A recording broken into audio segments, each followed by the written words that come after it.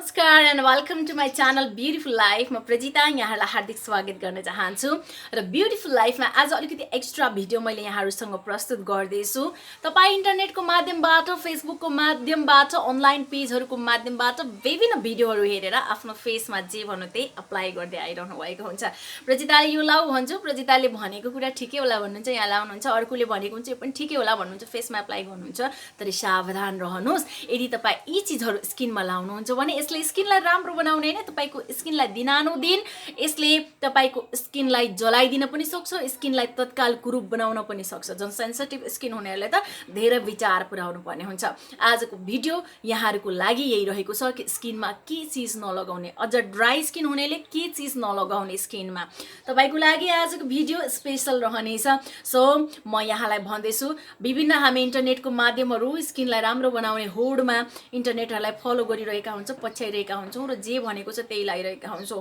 मेलाकेयर, कुसुम नाम गरेका विभिन्न चाहिँ औषधिहरू बजारमा हुन्छन् जसलाई पोतोको दबाई भनेर हामी युज गरिरहेका हुन्छौं, जसले हाम्रो स्किनलाई अझ पातलो बनाइन्छ, स्किनको पोर्सहरूलाई बन्द गरिदिन्छ, स्किनको सेल्सहरूलाई बन्द गरिदिन्छ अनि स्किन जल्ने, पोतो झन् डब्लिएर आउने र स्किनमा घातक रोग पनि लाग्न सक्छ। त्यसैले त्यस्ता प्रसाधनहरू अभोइड गर्नुस्, प्रयोग नगर्नुस्। विभिन्न बजारका कस्मेटिक सामानहरू पनि सस्ता मस्ता हैन, छानेर गुणस्तर भएका राम्रा कस्मेटिक सामानहरू मात्र प्रयोग गरौँ। यदि तपाईँ आफ्नो अनुहारमा पोतो निस्किन दिन चाहनुहुन्न भने, चाहे पोतो निस्किरहेको हुन्छ, डन्डीफोर निस्किरहेको हुन्छ, अझ तपाईँ त्यसमा गएर केमिकल थपिदिनुहुन्छ, बजारमा यो निको हुन्छ कि त्यो निको हुन्छ कि भनेर केमिकल जन्य क्रिमहरू लाउनुहुन्छ अनि त्यसले स्किनलाई अझ चाहिँ खराब गरिदिन्छ। आज म घरआसी ती चीजहरू बनाउँछु जुन स्किनमा प्रयोग गर्न मिल्दैन। घरका पनि हामी स्पेशली आयुर्वेदिक र घरआसी कुराहरू गर्छौं।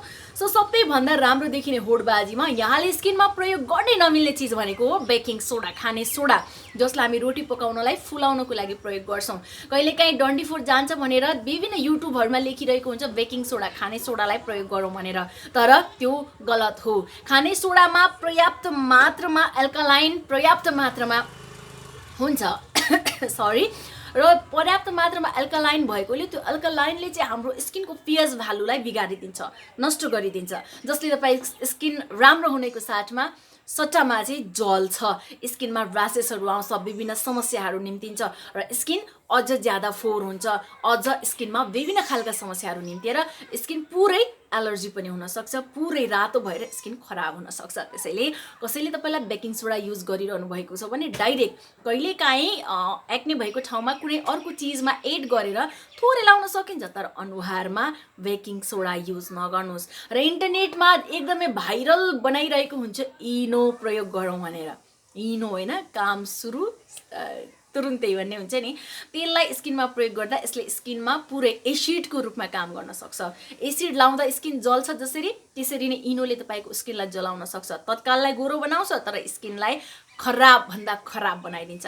यदि तपाई स्किनमा यदि इनोको प्रयोग गर्नुहुन्छ भने, साथै रहेको छ हामी लिपस्टिकलाई चाहिँ रोज बनाएर प्रयोग गर्छौं, ब्लस बनाएर हैन। कहिलेकाहीँ हतार हुन्छ अनि हामीसँग रोज हुँदैन अनि त्यसपछि सर्ट मेकअप सेकअप गरेर अनि यही लिपस्टिकलाई ट्याक ट्याक गरेर अथवा लिपस्टिकलाई ब्लस बनाएर हामी लगाउने गर्छौं। ब्लसको राम्रो काम गर्छ लिपस्टिकले, तर सावधान हुनुहोस्, लिपस्टिकलाई ब्लसको रूपमा लाउँदा तपाईको स्किन पोर्स बन्द हुन सक्छ।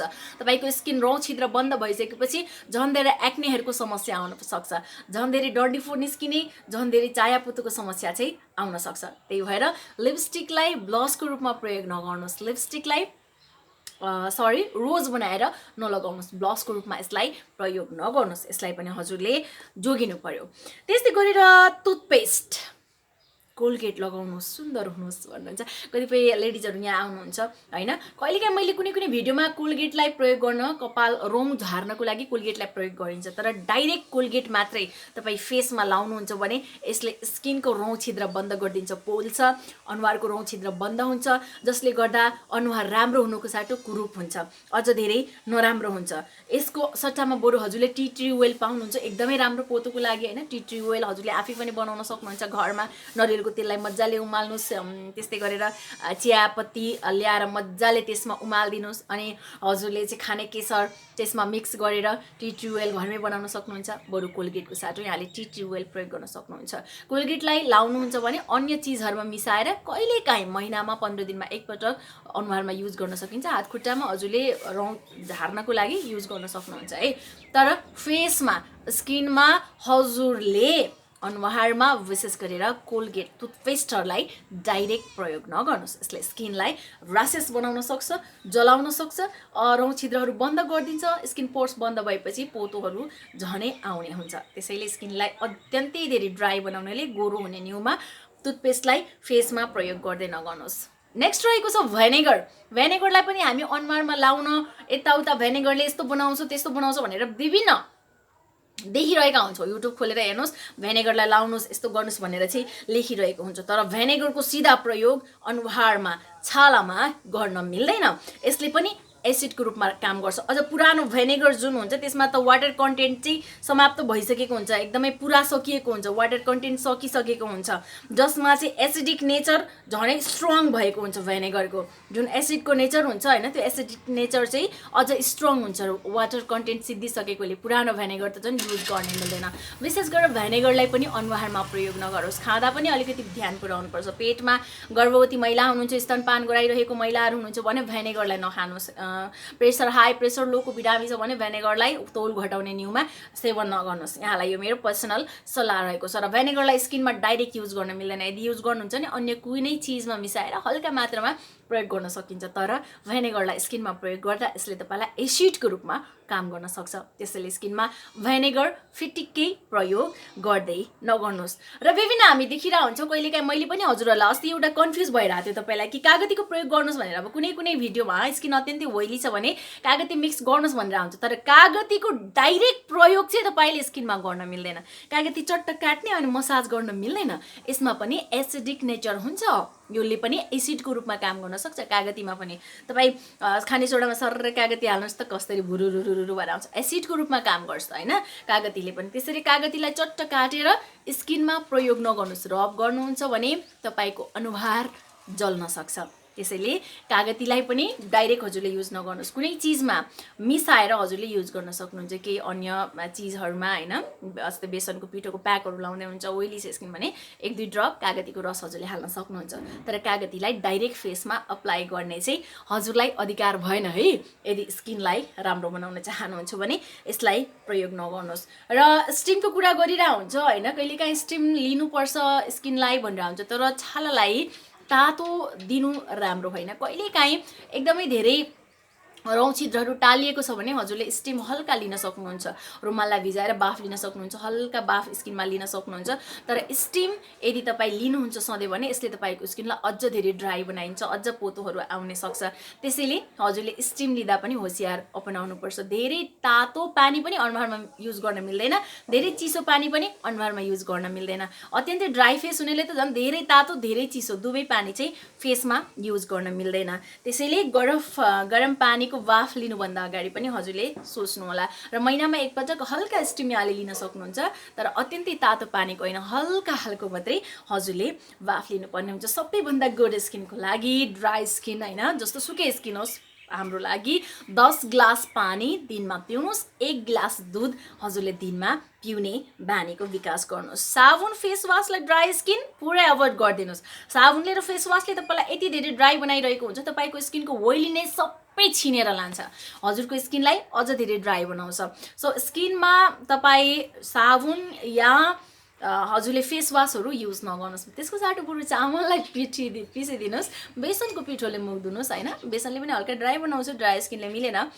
तर हजुरलाई घरमै धेरै प्रसादहरू हुनुहुन्छ जुन मैले धेरै बताइरहेको हुन्छु, यहाँ मैले चर्चा गर्न चाहिनँ, त्यसैले यसलाई युज नगर्नुहोस्। बजारमा केमिकल युक्त क्रिमहरू हुन्छ जसमा पढ्नुहोस् तपाईँ अल्कोहल लेखेको छ भने अल्कोहल मिक्स भएर बनेका क्रिमहरू फेसमा युज नगर्नुहोस्। विशेष गरेर ड्राई स्किनवालाहरूले त्यसलाई युज नगर्न म सल्लाह दिन्छु। ज्यादा चिसो ज्यादा तातो पानी दुवै युज गर्न मिलेन त्यो त मैले अघि नै पनि यहाँलाई भनिसकेको छु नुहाउँदा हामी धेरै बेर बस्छौँ होइन नुहाउँदा 2 घन्टा लगेर नुहाउने कोही 1.5 घन्टा लाएर नुहाउने त्यो राम्रो होइन कमसेकम नुहाउँदा 10 देखि 15 मिनटमा नुहाइसक्नुहोस् त्यहाँभन्दा बढी स्किनमा तपाईँ पानी लगाइराख्नुहुन्छ भने यसले स्किनलाई पुरा ड्राई बनाइदिन्छ र ड्राई स्किन हुनेले 10 मिनटमा नुहाइसक्नुहोस् 1 मिनटमा मुख धोइसक्नुहोस् अनुहार धोइराख्ने चलाइराख्ने लाइक त्यस्तो काम नगर्नुहोस् यो पनि हजुरको स्किनको लागि राम्रो हुँदैन र स्किनलाई यसरी अब मुख धोइसक्यो अनि स्वयं यहाँ पुसिदियो यताउता हुन्छ त्यो नगर्नुहोस् सट ड्रप गर्नुहोस् होइन यसरी पुस्नुहोस् दबाब दिएर स्किनलाई नपुस्नुहोस् विशेष गरेर झन् ड्राई छ भने त स्किन तपाईँले गर्ने मिल्दैन